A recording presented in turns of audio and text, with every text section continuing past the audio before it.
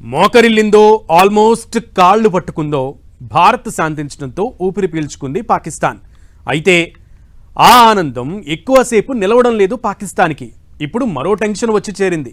Baloch army దెబ్బకు పాకిస్తాన్ విలవెల్లాడుతోంది. బలూచిస్తాన్ వైపు వెళ్లాలన్నా పాక్ ఆర్మీ వణికిపోతున్న వేళ కీలక పరిణామం చోటు చేసుకుంది. తమ భూభాగాన్ని బలూచ్ ఆర్మీ ప్రత్యేక దేశంగా ప్రకటించుకుంది. మరి పాకిస్తాన్ రియాక్షన్ ఏంటి? సోషల్ మీడియాలో జరుగుతున్న చర్చ ఏంటి?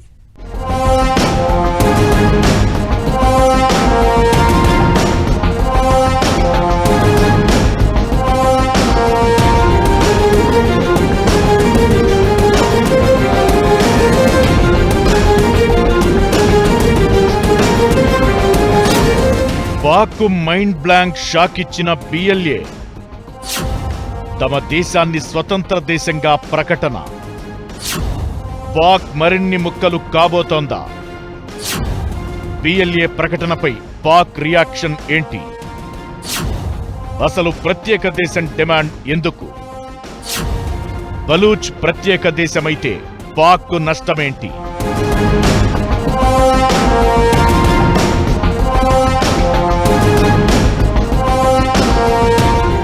భారత్ పాక్ మధ్య ఉద్రిక్తతలు కాస్త తగ్గుముఖం పడుతున్న వేళ పాకిస్తాన్కు మైండ్ బ్లాంక్ షాక్ తగిలింది. కొంతకాలంగా తమ భూభాగాన్ని ప్రత్యేక దేశంగా ఏర్పాటు చేయాలని పాక్పై పోరాటం చేస్తున్న బలూచ్ లిబరేషన్ ఆర్మీ స్వతంత్ర దేశంగా ప్రకటించుకుంది. ప్రభుత్వ ఏర్పాటుకు సన్నాహాలు చేస్తోంది. క్వెట్టాలో కొత్త పార్లమెంటు ఫోటోలు, జాతీయ చిహ్నం, జాతీయ గీతాన్ని సోషల్ మీడియాలో పంచుకుంది. భారత్ సహా పలు దేశాలు తమ దేశంలో ఎంబసీలు ఏర్పాటు చేసుకోవాలని కోరింది. ఇక ఐక్యరాజ్య సమితి కూడా బలూచ్ నేతలు విజ్ఞప్తులు చేశారు. తమ దేశాన్ని గుర్తించాలని, యుఎన్ సభ్యుల సమావేశాన్ని ఆహ్వానించాలని కోరుతున్నామని ప్రకటించారు. ఇక బలూచిస్తాన్కు శాంతి పరిరక్షణ దళాలను పంపించాలని, బలూచిస్తాన్ నుంచి పాక్ సైన్యం వెళ్లిపోవాలని, ఆయుధాలు, ఆస్తులను తమ ప్రాంతంలో వదిలేయాలన్నారు. కరెన్సీ, పాస్పోర్ట్ ముద్రించేందుకు నిధులు విడుదల చేయాలని కోరారు. ఈ పరిణామంతో పాకిస్తాన్కు షాక్ తగిలినట్లయింది. చాలా ప్రాంతాలు ప్రపంచంలో వాళ్ళు వేరే అయిపోదాం, మేము నిలబడగలం అన్నప్పుడు ఇలాగా అనౌన్స్ చేస్తారు, ప్రకటిస్తారు, మొదలుకి వెళ్తారు. తప్పకుండా పాకిస్తాన్కి ఇది ఒక పెద్ద ఎంబారెస్మెంట్, ఎందుకంటే ఇప్పుడు వరకు జరగలేదు కాబట్టి. కానీ దీంట్లో వచ్చింది ఏమిటంటే బెలూచిస్తాన్కి ఎక్కడున్నది బలం, ఏ పెద్ద కంట్రీ, ఏ పెద్ద పవర్ బ్లాక్ సపోర్ట్ చేస్తారో దాని మీద ఆధారపడి ఉంటుంది. పాక్ నుంచి స్వాతంత్ర్యం కోసం బలూచిస్తాన్ లిబరేషన్ ఆర్మీ సహా పలు సంస్థలు చాలా ఏళ్లుగా పోరాడుతున్నాయి. బలూచిస్తాన్ది 75 ఏళ్ల స్వతంత్ర పోరాటం. ఖాన్ ఆఫ్ కలాత్ పాలనలో స్వేచ్ఛగా ఉన్న ఈ ప్రావిన్స్ 1948లో పాక్ ప్రభుత్వ సైనిక చర్యతో ఆ దేశంలో కలిసింది. పాకిస్తాన్ మొత్తం భూభాగంలో 44% బలూచిస్తాన్దే. పాక్ జనాభాలో మాత్రం వీరు 7 నుంచి 8% మాత్రమే ఉన్నారు. బలూచిస్తాన్ను ప్రత్యేక దేశంగా ప్రకటించాలని బలూచ్ ఆర్మీ ఎప్పట్నుంచో పోరాడుతోంది. బిఎల్ఏ దాడుల్లో వందలాది మంది పాక్ సైనికులు చనిపోయారు. నెలల గ్యాప్లోనే పాక్ ఆర్మీపై దాదాపు 71 దాడులు చేసిన బలూచ్ ఆర్మీ దాదాపు 1000 మందికి పైగా సైనికులను చంపేసింది. పాకిస్తాన్ గ్యాస్ పైప్ లైన్ ను కూడా పేల్చేసింది. బిఎల్ఏ దెబ్బకు ఆ ప్రాంతం నుంచి పాక్ ఆర్మీ పారిపోయింది. దీంతో ఇప్పుడు స్వతంత్ర దేశంగా ప్రకటించారు.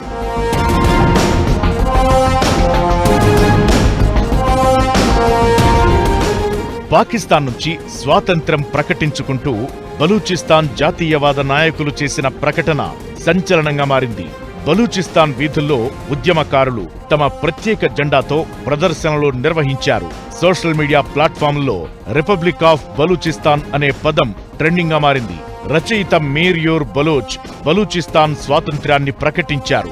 ప్రస్తుతం ఇందుకు సంబంధించిన పోస్టులు సోషల్ మీడియాలో తెగ ట్రెండ్ అవుతున్నాయి. తమ ప్రత్యేక దేశాన్ని భారత్ గుర్తించాలని న్యూఢిల్లీలో రాయబార కార్యాలయాన్ని ఏర్పాటు చేసుకునేందుకు అనుమతివ్వాలని కోరారు.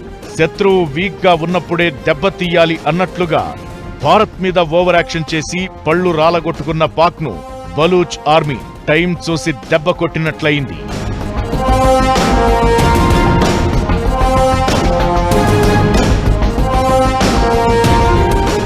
బలూచిస్తాన్ ప్రాంతం సహజ వనరులు ఎక్కువగా ఉండి నిర్లక్ష్యానికి గురైన ప్రాంతం. వారిని అణచివేసేందుకు పాకిస్తాన్ పాలకులు ఘోరాలకు పాల్పడ్డారు. ఇప్పుడు దాని ఫలితాలు అనుభవించే సమయం వచ్చింది. నిజానికి బలూచిస్తాన్ లిబరేషన్ ఆర్మీకి అక్కడి జనాల్లో 100% మద్దతు ఉంది. ఆ ప్రాంతంలో ఎవరు పాక్ ను సపోర్ట్ చేయరు. దీంతో పాక్ సైన్యం పారిపోక తప్పలేదు. ఇలాంటి పరిస్థితి రావడానికి పాకిస్తాన్ సైన్యమే కారణం. దశాబ్దాలుగా బలూచిస్తాన్లో పాక్ సైన్యం అణచివేతతో పాటు ఘోరాలకు పాల్పడుతోంది. బలూచిస్తాన్ నేతల్ని హత్యలు చేయడం దగ్గర నుంచి వనరుల్ని దోచుకోవడం వరకు అన్ని పనులు చేస్తూనే ఉంది. దీంతో వారు చావడమో చంపడమో అన్న పాలసీకి వచ్చి విరుచుకుపడుతున్నారు.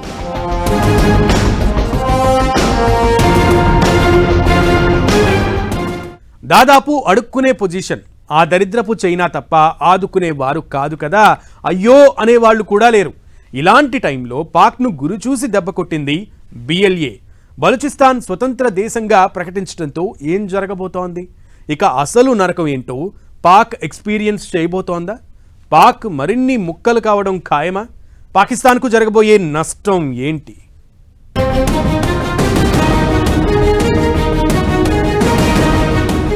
బలూచిస్తాన్ స్వతంత్ర దేశంగా ప్రకటించడంతో పాక్కు ఇకపై దెబ్బ మీద దెబ్బ పడడం ఖాయం.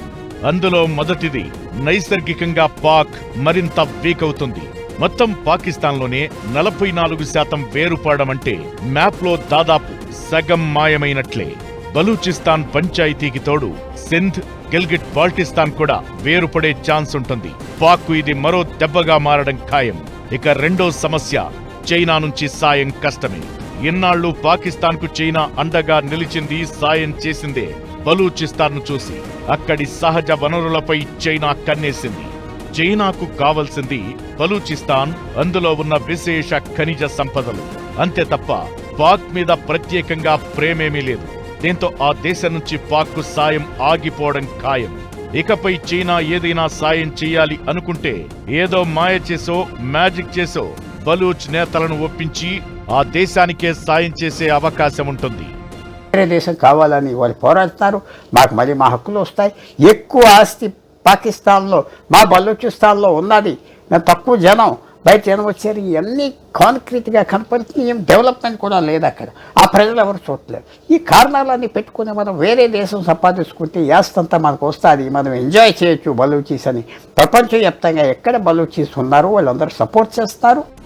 అటు భారత్తో ఇటు బలూచిస్తాన్తో పాక్కు ఒకేసారి 2 దెబ్బలు తగిలినట్లవుతోంది.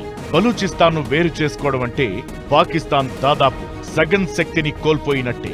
బలూచిస్తాన్ ప్రత్యేకంగా దేశంగా మారితే పాకిస్తాన్ మనుగడనే ప్రశ్నార్థకమవుతుంది. అతిపెద్ద భూభాగాన్ని కోల్పోవడమే కాదు, సహజ వనరులపై ఆధిపత్యం కూడా పోతుంది.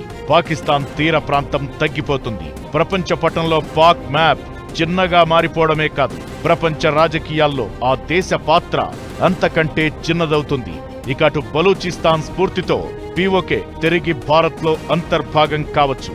అంతర్గత కుమ్ములాటలు, ఉగ్రవాదుల దెబ్బతో అసలు పాకిస్తాన్ అనే దేశమే కనుమరుగయ్యే పరిస్థితి వచ్చినా అవాక్కవ్వాల్సిన అవసరం లేదు. ఇవన్నీ పాక్కు కూడా తెలుసు. అందుకే దేనికైనా తెగించే అవకాశముంటుంది. బలూచిస్తాన్ విడిపోయే పరిస్థితి తప్పించుకోవడం కోసం చైనా ముందు మోకరిల్లైనా సరే, ఇస్లామిక్ దేశాలైన యుఏఈ, సౌదీలను బతిమాలైనా సరే తనకు అండగా నిలవాలని పాక్ కోరే అవకాశముంది.